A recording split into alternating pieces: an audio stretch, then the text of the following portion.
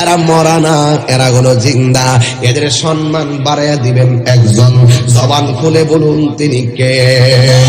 ইয়াশফাউ ইয়াউমাল কিয়ামাতি সালাসাতুল আম্বিয়া সুম্মাল উলামা সুম্মাশ শুহাদা। হাশরের ময়দানে তিন শ্রেণীর মানুষ আল্লাহর আদালতে কথা বলবেন।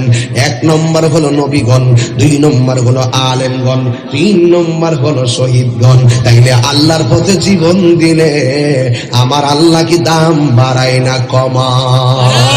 তুমি মিসওয়াক করা ফজিলত তো জানো।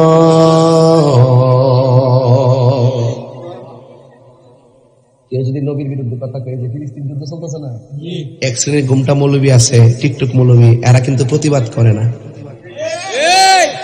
আর আমি কাতার যাই আগের দিন গেছি, পরের দিন মিছিল নামছি, কথা কন ঠিক না বেটা?